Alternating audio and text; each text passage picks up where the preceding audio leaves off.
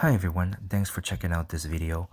I wanted to make this guide because I haven't seen that many recent up-to-date Necro guides for challenge rifts. I find that the summon builds are quite weak as you reach high level deficits. This build is very powerful, and you can see that in this video later. I'm fighting up to nearly 400 CR deficit, 76% less damage dealt, and 355% extra damage taken. I made a lot of mistakes in this run, and I didn't spend any time fishing for a good rift. And there are also no shrines in this run. So if you're willing to spend some time fishing for the perfect rift, you can probably push up to a 500 CR deficit.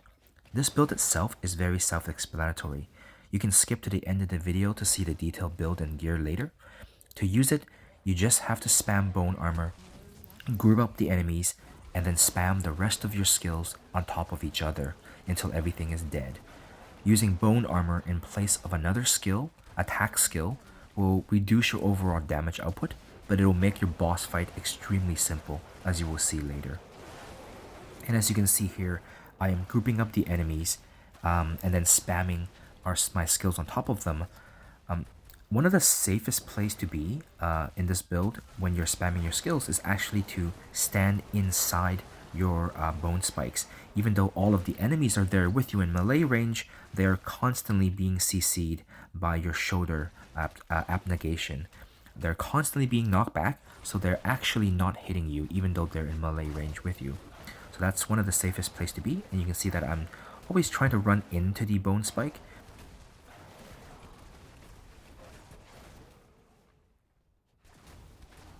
So the reason I'm running around here is because I'm trying to find the ranged units and position myself on top of them so that I can cast my bone spike directly on top of the ranged units in melee range, because the bone spikes will keep them CC'd. The ranged units, as we all know, are the real danger in these challenge rifts, so you should always try to kill them first.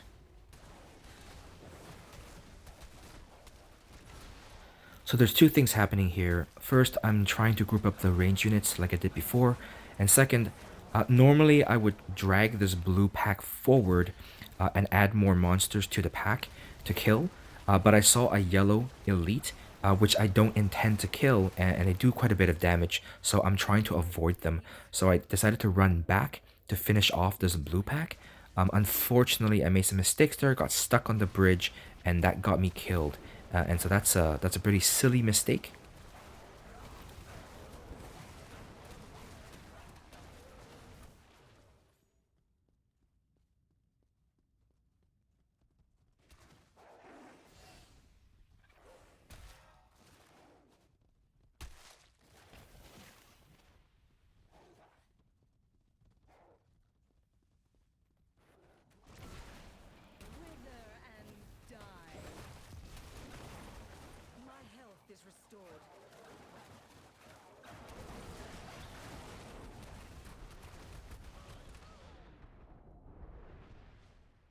I probably should have just ran away from this pack here. I didn't want to fight the yellow.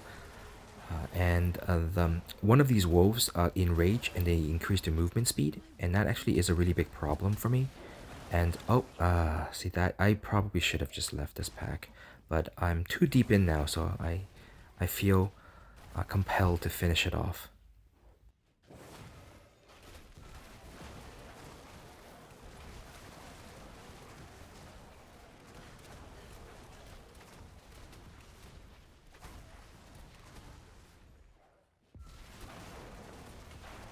Yeah, this yellow has too much life left.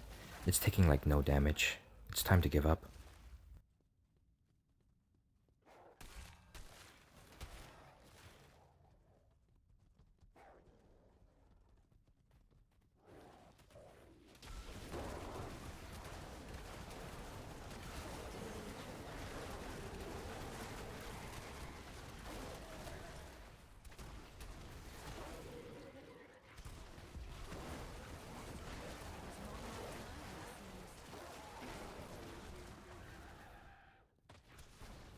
I was hoping that last pack would trigger the boss, but it didn't. So that was really unfortunate.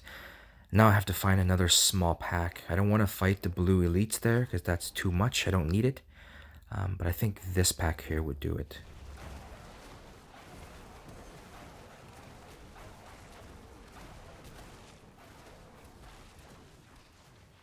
I'm running away from the boss so that I can get out of combat and switch my Paragon to Survivor.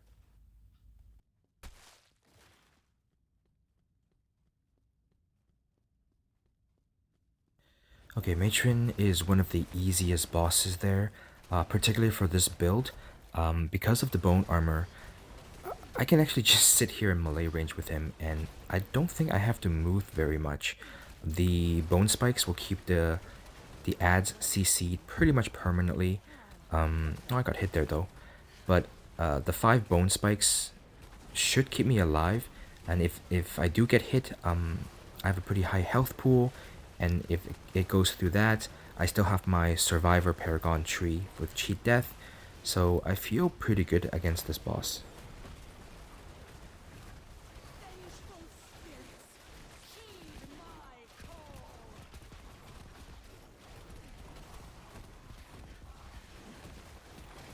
So as you can see here, bone armor is incredibly powerful. I do have to dodge a little bit here and there, but for the most part, I spent the majority of this fight sitting in one spot, just auto-attacking.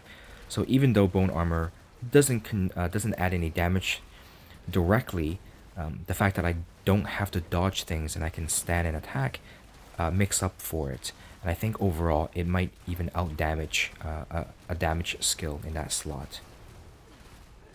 So the rest of this fight is pretty uneventful. I'll speed it up a little bit.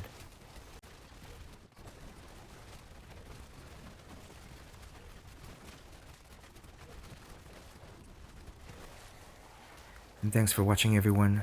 Feel free to stick around to see my gems, gear, essences, etc.